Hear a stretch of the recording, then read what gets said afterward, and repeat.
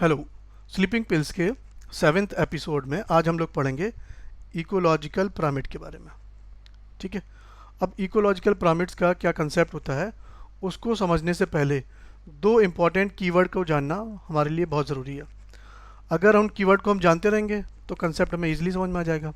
क्या है वो इम्पॉर्टेंट कीवर्ड? पहला कीवर्ड है हमारा इकोसिस्टम। ठीक। इकोसिस्टम क्या होता है? इकोसिस्टम नेचर की या इन्वायरमेंट की स्मॉलेस्ट स्ट्रक्चरल और फंक्शनल यूनिट होती है। क्या होती है? स्मॉलेस्ट स्ट्रक्चरल और फंक्शनल यूनिट ऑफ नेचर, जहाँ पर क्या होगा, एबायोटिक और बायोटिक फैक्टर्स का आपस में क्या होता है? इंटरेक्शन। ठीक है। ऑर्गेनिज्म का अपने सराउंडिंग से जो इंटरेक्शन है स्मॉलेस्ट लेवल पर, उसी को इकोसिस्टम बोल रहे हैं। इसका हम लेवल बढ़ाते जाएंगे तो इकोसिस्टम को रिपीट करने के बाद क्या आ जाएगा? लैंडस्केप आ जाता है, फिर बायोम आता है, फिर बायोस्फीयर जैसी चीज़ें आती हैं। लेकिन वो स्मॉलेस्ट लेवल जहाँ पर एबायोटिक फैक्टर और बायोटिक फैक्टर का आपस में क्या होता है? इंटरेक्शन होता है, उसको हम कहते हैं इकोसिस्टम। ठीक है। टर्म इकोसिस्टम किसने दिया था? एजी टेंसले ने, और ये क्वेश्चन नीट में पूछा जा चुका है। ठीक है। तो हमारा पहला कीवर्ड हम समझ गए, इकोसिस्टम किसको कह रहे हैं। दूसरा कीवर्ड हमारे लिए है ट्रॉफिक लेवल्स। ठीक। ट्रॉफिक का मतलब क्या होता है? ट्रॉफिक का मतलब होता है न्यूट्रिशन से। ठीक है। तो ट्रॉफिक लेवल्स को ही हम लोग क्या बोल सकते हैं? न्यूट्रिशन लेवल्स बोल सकते हैं, या इसी को हम एनर्जी लेवल्स भी बोल सकते हैं। ठीक है। तो बेसिकली ट्रॉफिक लेवल्स क्या कर रहे हैं? ट्रॉफिक लेवल्स रिप्रेजेंट करते हैं किसी एक स्पीसीज के फूड हैबिट को। उस स्पीसीज को रिप्रेजेंट नहीं करते हैं, लेकिन उस स्पीसीज की फूड हैबिट और उसके फंक्शन को रिप्रेजेंट करते हैं। ठीक है। रिप्रेजेंट फंक्शंस और food habit of a species, not a species itself. ध्यान देना इस बात को। ठीक है। तो दूसरा कीवर्ड भी हमने पढ़ लिया, ट्रॉफिक लेवल। क्यों पढ़ रहे हैं भाई इसको हम? इसको हम इसलिए पढ़ रहे हैं कि एक इकोसिस्टम में जनरली क्या होते हैं? 4 ट्रॉफिक लेवल्स होते हैं, है ना। 4 ट्रॉफिक लेवल्स होते हैं, जिसमें कुछ ऑर्गेनिज्म एज ए प्रोड्यूसर होते हैं, कुछ एज ए प्राइमरी कंज्यूमर होते हैं, कुछ सेकेंडरी कंज्यूमर होते हैं, कुछ टर्शरी या टॉप कंज्यूमर होते हैं। तो क्या एक इकोसिस्टम में सिर्फ 4 ट्रॉफिक लेवल्स हो सकते हैं? नहीं, ऐसा ज़रूरी नहीं है। अगर हाईली कॉम्प्लेक्स्ड इकोसिस्टम है ना, तो उसमें 5th ट्रॉफिक लेवल भी हो सकता है। ठीक है, 5th ट्रॉफिक लेवल, लेकिन ये हाईली कॉम्प्लेक्स्ड इकोसिस्टम में ही मिलेगा। जनरली 4 होता है। क्यों? क्योंकि टॉप कंज्यूमर तक आते आते एनर्जी लेवल जो है वो बहुत ना के बराबर बचता है। अभी हम पढ़ेंगे इसको आगे। ठीक है। तो हमने इकोसिस्टम पढ़ा और ट्रॉफिक लेवल पढ़ा। क्यों पढ़ा? क्योंकि इसी इकोसिस्टम में ये मिलने वाले डिफरेंट 4 ट्रॉफिक लेवल को हम 3 इकोलॉजिकल पिरामिड के बेसिस पे रिप्रेजेंट करते हैं इन अ ग्राफिकल मैनर, और उसी ग्राफिकल रिप्रेजेंटेशन को ही हम कहते हैं इकोलॉजिकल पिरामिड्स। क्या बोलते हैं? Ecological pyramids. ये क्या है? ग्राफिकल रिप्रेजेंटेशन है किसका? इकोलॉजिकल पैरामीटर्स का। वो 3 इकोलॉजिकल पैरामीटर कौन कौन से हैं? नंबर, बायोमास और एनर्जी, है ना। और इन्हीं को हम रिप्रेजेंट करते हैं at different trophic levels in ecosystem. इसीलिए हमने पहले इकोसिस्टम और ट्रॉफिक लेवल को समझा। अब इन्हीं ट्रॉफिक लेवल को हम रिप्रेजेंट करेंगे ग्राफिकल मैनर में on the basis of these 3 ecological parameter, number, biomass और एनर्जी। तो इसका मतलब इकोलॉजिकल पैरामीटर इकोलॉजिकल पिरामिड्स जो हैं वो कैसे होते हैं? 3 टाइप के होते हैं। 3 टाइप्स ऑफ पिरामिड्स। ठीक है। अच्छा, पहला इकोलॉजिकल पिरामिड जो है वो किसने बनाया था? चार्ल्स एल्टन ने। इसी की वजह से इन इकोलॉजिकल पिरामिड्स को एल्टोनियन पिरामिड भी बोलते हैं। एल्टोनियन पिरामिड्स। ठीक है। एल्टन के नाम पे एल्टोनियन पिरामिड्स भी बोलते हैं। ठीक। तो ये एल्टोनियन पिरामिड्स या इकोलॉजिकल पिरामिड्स 3 तरह के होते हैं। Number 1 pyramid of biomass, number 2 pyramid of number, और number 3 is pyramid of energy. अब ज़रा एक एक करके इनको समझ लेते हैं। ठीक है। चलिए, तो पहला है pyramid of biomass. First is pyramid of biomass. ठीक। बायोमास क्या होता है? बायोमास क्या होता है? एक पर्टिकुलर ज्योग्राफिकल एरिया में, है ना, एक गिवन टाइम में जो लिविंग ऑर्गेनिक मैटर है उसी को हम लोग बोल रहे हैं बायोमास, है ना। ये क्या होता है, living organic matter in a particular area in particular time, ठीक है, उसको हम कहते हैं बायोमास। तो हम क्या कर रहे हैं, बायोमास हमारा पैरामीटर है, इसके बेसिस पे हम डिफरेंट ट्रॉफिक लेवल्स को जो है ग्राफिकल मैनर में रिप्रेजेंट करेंगे, ठीक है। तो पिरामिड्स ऑफ बायोमास क्या करते हैं, रिप्रेजेंट करते हैं total biomass of each trophic level. जैसे पहला ट्रॉफिक लेवल है प्राइमरी प्रोड्यूसर, उस पर क्या मिलेंगे हमें, प्लांट्स। तो ये पहला ट्रॉफिक लेवल जो है जितने भी प्लांट्स हैं उनके बायोमास को रिप्रेजेंट कर रहा है। दूसरा ट्रॉफिक लेवल है प्राइमरी कंज्यूमर, उस पर मिल रहे हैं मान लो माइस, तो ये करेगा जितने भी माइस हैं उनको ये रिप्रेजेंट करेगा, ठीक है। एक और बात, ये जो पिरामिड बनाए जाते हैं तो उस ट्रॉफिक लेवल में मिलने वाले जितने ऑर्गेनिज्म हैं सभी को इंक्लूड किया जाता है। अगर हम सबको इंक्लूड नहीं करेंगे तो एक जनरल ट्रेंड नहीं बन पाएगा, किसी एक या दो ऑर्गेनिज्म के बेसिस पे आप पिरामिड नहीं बना सकते हैं, ठीक है। चलिए, तो पिरामिड ऑफ बायोमास रिप्रेजेंट करता है total biomass of each trophic level, या ये रिप्रेजेंट करता है स्टैंडिंग क्रॉप को। स्टैंडिंग क्रॉप को ही हम लोग क्या कह रहे हैं, बायोमास मतलब living organic matter in a particular area in particular time. तो ये क्या हो गया, total amount of living organic matter in a particular area in particular time, इसी को बोलते हैं स्टैंडिंग क्रॉप। और ये नीट का बहुत फेवरेट क्वेश्चन है, ठीक।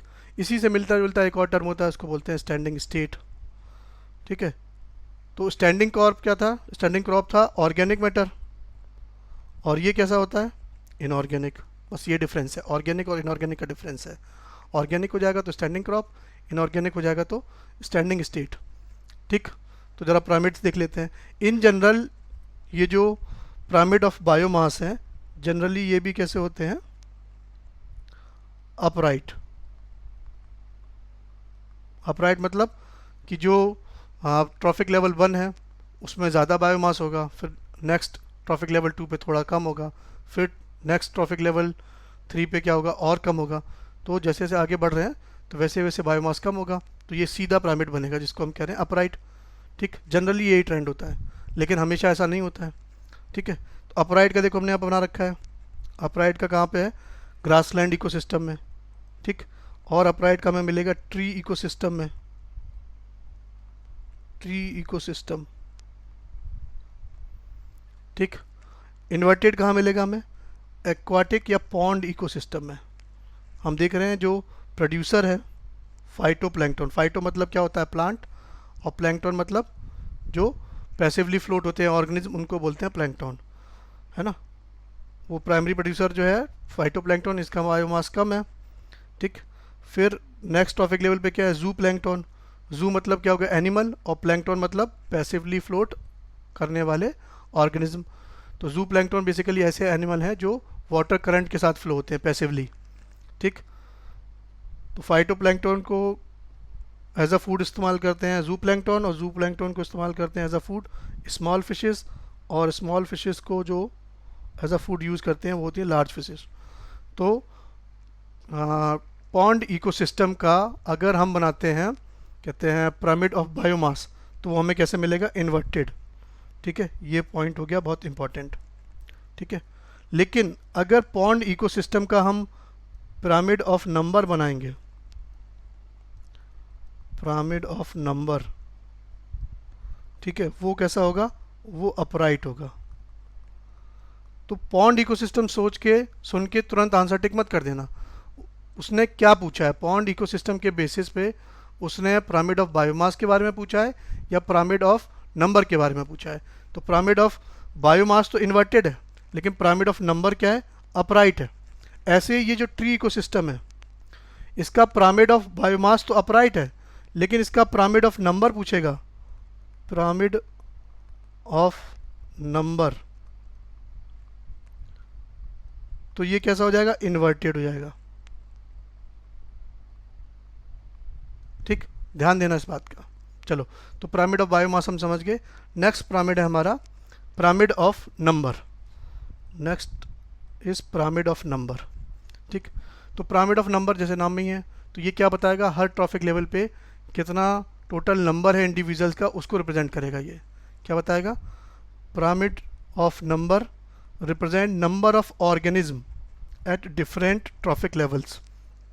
ठीक, या इसी को हम ऐसे भी कह सकते हैं कि पिरामिड ऑफ नंबर शो करता है बायोटिक पोटेंशियल ऑफ इकोसिस्टम। जैसे ये सारे ट्रॉफिक लेवल अगर हम मिला लेते हैं, ठीक है, तो इसमें जितने भी ऑर्गेनिज्म आए, टोटल ऑर्गेनिज्म इन इकोसिस्टम की बात हो रही है यहाँ पर। ठीक है, तो ये टोटल ऑर्गेनिज्म इन इकोसिस्टम क्या करता रहे हैं, उस इकोसिस्टम का बायोटिक पोटेंशियल बता रहे हैं। बायोटिक पोटेंशियल से मतलब है उसके रिप्रोडक्टिव पोटेंशियल से, मतलब कौन सा ऑर्गेनिज्म कितना प्रोजेनी या ऑफस्प्रिंग प्रोड्यूस कर सकता है। अब जितना ज़्यादा उनका बायोटिक पोटेंशियल या रिप्रोडक्टिव पोटेंशियल होगा, उतना ज़्यादा उस पर्टिकुलर स्पीसीज़ के क्या होंगे, प्रोजेनी होंगे, इंडिविजुअल्स होंगे। ठीक है, तो पिरामिड ऑफ नंबर क्या रिप्रेजेंट करता है, बायोटिक पोटेंशियल ऑफ इकोसिस्टम। ठीक है, और क्या करता है, ये रिप्रेजेंट करता है number of organism at different trophic level. ठीक, चलो जनरली इन जनरल क्या होता है, ये भी अपराइट होता है, जैसा हम पढ़ रहे हैं किसमें, ग्रासलैंड इकोसिस्टम में। ठीक, कैसा है, अपराइट। प्राइमरी प्रोड्यूसर यहाँ पर क्या है, प्लांट है, उनका नंबर ज़्यादा है। उन पे डिपेंडेंट जो प्राइमरी कंज्यूमर है जैसे माइस, उनका नंबर क्या है, उससे कम है प्लांट से। ठीक है, फिर सेकेंडरी कंज्यूमर स्नेक जो माइस पे डिपेंडेंट है, उनका नंबर माइस से भी कम है। फिर टर्शरी कंज्यूमर ईगल, उनका नंबर स्नेक से भी कम है। तो ये कैसा हो गया, अपराइट हो गया, स्ट्रेट। ठीक, चलो, लेकिन ये हमेशा अपराइट नहीं होता है, इसका इन्वर्टेड पिरामिड भी मिलता है, इन्वर्टेड पिरामिड ऑफ नंबर। ठीक है, जैसे ये कहाँ पर मिल रहा है, ट्री इकोसिस्टम में। ट्री इकोसिस्टम अभी हम पढ़ के आ रहे हैं कि ट्री इकोसिस्टम का अगर हम पिरामिड ऑफ बायोमास बनाते हैं तब वो अपराइट होता है, और अगर हम पिरामिड ऑफ नंबर बनाते हैं तो कैसा होगा, इन्वर्टेड। क्यों, क्योंकि हम देख रहे हैं भाई ट्री तो एक ही है, फिर उस पर जो प्राइमरी कंज्यूमर है जिसमें बहुत तरह के इंसेक्ट हैं, उनके नंबर बहुत ज़्यादा है, और इन इंसेक्ट को कंज्यूम करने वाले जो बर्ड्स हैं सेकेंडरी कंज्यूमर, उनका नंबर भी बहुत ज़्यादा है ना। नंबर के हिसाब से ट्री तो एक ही है, लेकिन उस पर डिपेंडेंट जो कंज्यूमर्स हैं उनका नंबर बहुत ज़्यादा है, तो इसलिए पिरामिड कैसा हो जाएगा, इन्वर्टेड हो जाएगा। ठीक, तो पिरामिड ऑफ नंबर भी समझ गए हम। थर्ड टाइप का जो पिरामिड है वो है पिरामिड ऑफ एनर्जी। ठीक, पिरामिड ऑफ एनर्जी क्या है, पिरामिड ऑफ एनर्जी हमें बताता है कि हर ट्रॉफिक लेवल पे क्या एनर्जी लेवल है, कितना एनर्जी उन्होंने कंज्यूम किया और कितना एनर्जी उन्होंने पास किया। ठीक है, तो हम जानते हैं कि जितने इकोसिस्टम है उनका अल्टीमेट सोर्स जो है एनर्जी का, वो क्या होता है, सोलर एनर्जी। सोलर एनर्जी, ठीक, तो ये सोलर एनर्जी आ रही है। अब इस सनलाइट की वजह से क्या होगा, इन प्लांट्स में, डिफरेंट टाइप के जो प्लांट्स हैं उनमें क्या होगा, एक बायोमास प्रोड्यूस होगा, बायोमास प्रोडक्शन होगा। ठीक, तो एक पर्टिकुलर जियोग्राफिकल एरिया में, एक पर्टिकुलर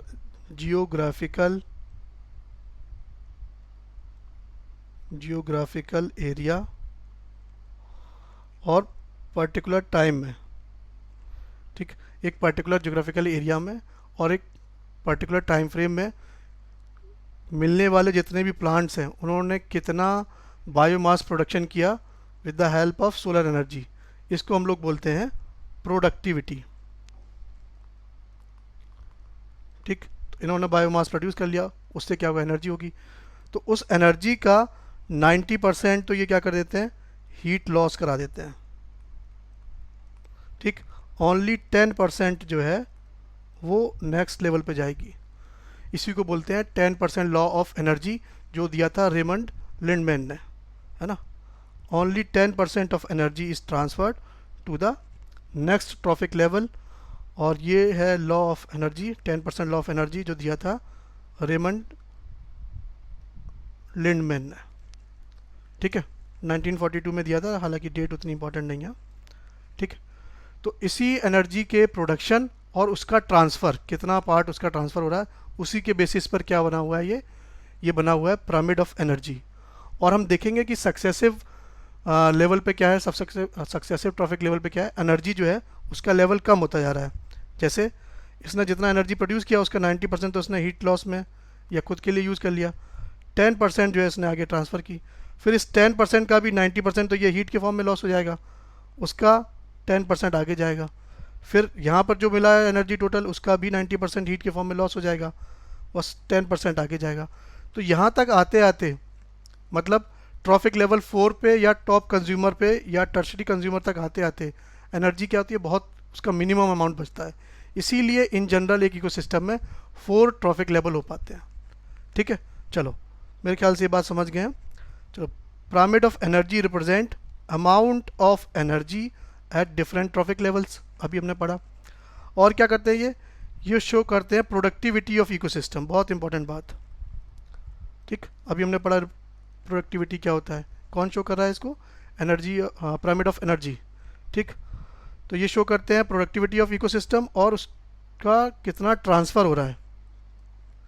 ठीक है, चलो तो पिरामिड ऑफ एनर्जी भी समझ गए हम, तीनों टाइप के पिरामिड समझ गए। पिरामिड ऑफ बायोमास जो रिप्रेजेंट करता है स्टैंडिंग क्रॉप को। ठीक है, पिरामिड ऑफ नंबर जो रिप्रेजेंट करता है इकोसिस्टम के बायोटिक पोटेंशियल को। पिरामिड ऑफ एनर्जी जो रिप्रेजेंट करता है इकोसिस्टम की प्रोडक्टिविटी को। ठीक, चलो कुछ लिमिटेशन है इकोलॉजिकल पिरामिड की, इन पे भी क्वेश्चन आता है नीट में, उस पर ज़रा बात कर लेते हैं।